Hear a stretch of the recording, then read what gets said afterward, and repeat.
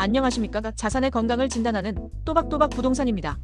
만약 월세가 0원인데도 건물주가 매달 수천만 원을 벌어가는 상가 건물이 있다면 믿으시겠습니까? 실제로 존재하는 소수의 고수들만이 아는 투자 방식, 바로 수수료 월세 건물 이야기입니다. 임차인의 매출액에 따라 건물주의 수입이 결정되는, 언뜻 들으면 매우 합리적이고 매력적인 방식입니다. 하지만 이것은 부동산 투자의 가장 뜨거운 감자이자 당신의 자산을 지키는 가장 중요한 원칙을 포기해야 하는 가장 위험한 불장난일 수 있습니다. 오늘 저는 이 매력적이고도 위험한 투자 방식의 진짜 얼굴과 성공하기 위한 최소한의 안전장치에 대해 정확히 진단해드리겠습니다. 수수료 월세 계약이란 건물주가 고정된 월세를 받는 대신 임차인 사업 매출의 일정 비율을 월세로 받는 계약을 의미합니다. 예를 들어 보증금 1억에 월세는 매출의 10%와 같은 식입니다. 주로 어떤 업종과 이런 계약을 할까요? 휴대폰 판매점, 자동차 대리점, 대형 프랜차이즈 식당처럼 매출의 규모가 크고 거래 기록이 비교적 투명하게 남는 업종들이 대표적입니다. 왜 이런 계약을 하는 걸까요? 건물주는 임차인과 운명 공동체가 되어 사업의 성공에 따른 과실을 함께 나누겠다는 것입니다. 임차인의 가게가 대박이 나면 건물주의 수입 역시 상한선 없이 치솟을 수 있습니다. 월 200만 원 받던 자리가 월 2천만 원을 벌어다주는 황금알을 낳는 거위가 될 수도 있다는 꿈. 이것이 바로 수수료 월세가 가진 달콤한 유혹입니다.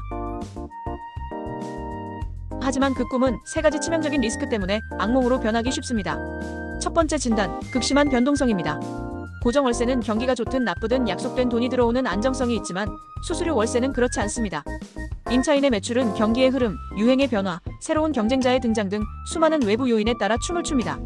지난달 2천만 원을 벌었다고 해서 이번 달에도 그 수익이 보장되지 않습니다. 경기가 꺾이는 순간 당신의 수입은 0원이 될 수도 있다는 뜻입니다. 안정성을 포기하고 변동성의 모든 것을 베팅하는 것입니다. 두 번째 진단, 통제권 상실과 종속입니다. 운명 공동체라는 말은 그럴듯하지만 사실상 당신의 운명을 임차인의 손에 맡기는 것과 같습니다. 당신은 더 이상 건물주가 아닙니다. 당신은 그 임차인이라는 선수에게 모든 것을 베팅한 투자자일 뿐입니다. 그가 사업을 잘못된 방향으로 이끌거나 게으름을 피워도 당신은 개입할 방법이 마땅치 않습니다. 임차인이 사업을 잘못하면 당신도 함께 망합니다. 세 번째 진단, 그리고 가장 현실적인 함정, 매출 누락의 문제입니다. 이것이 이 계약의 가장 근본적인 약점입니다. 당신이 받는 월세는 임차인의 실제 매출이 아니라 신고된 매출을 기준으로 계산됩니다. 만약 임차인이 악의를 품고 매출의 일부를 숨긴다면 어떻게 될까요? 특히 현금 매출이 많은 식당이나 판매점의 경우 포스기에 찍히지 않는 숨겨진 매출이 발생하기 너무나도 쉽습니다. 당신은 임차인의 양심에 당신의 수입 전체를 맡긴 가장 위험한 도박을 하고 있는 것입니다. 임차인이 기침 한 번 할 때마다 당신의 월세 통장은 감기에 걸리게 될 겁니다. 그렇다면 이 모든 리스크를 피하고 수수료 월세라는 고난도 투자를 성공시키기 위한 조건은 무엇일까요? 제가 부동산 의사로서 세 가지 필수 처방을 내리겠습니다. 첫 번째 처방, 업종을 제한해야 합니다. 수수료 월세 계약은 매출을 단 1원도 숨길 수 없는 업종과 해야만 합니다.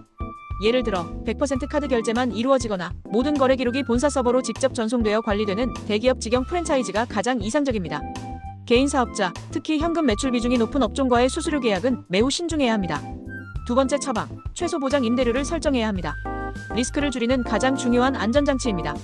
매출의 10%를 월세로 하되 매출이 아무리 적더라도 최소 얼마는 보장한다는 최소 보장 임대료 조항을 계약서에 반드시 넣어야 합니다. 이것은 임차인의 도덕적 해이를 막고 경기가 최악일 때도 당신의 대출 이자를 감당하게 해줄 마지막 생명줄입니다. 세 번째 처방, 신뢰를 검증해야 합니다. 결국 이 계약의 성패는 사람에 달려 있습니다. 해당 업종에서 성공적인 경험을 쌓아온, 재무적으로 투명하고 평판이 좋은 임차인인지 철저하게 검증해야 합니다.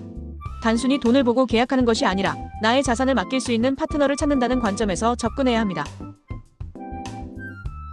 네, 오늘 수수료 월세 건물에 대해 진단해드렸습니다. 결론적으로 수수료 월세는 부동산 임대업이 아니라 임차인의 사업에 나의 부동산을 현물 출자하는 신용 기반의 동업과 같습니다.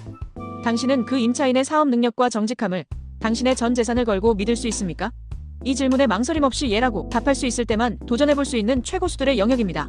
수수료 월세에 대해 더 궁금한 점이 있으시다면 언제든지 댓글로 남겨주세요. 저의 실패 데이터가 당신의 자산을 지키는 등대가 되어드리겠습니다. 도움이 되셨다면 구독과 좋아요 부탁드립니다.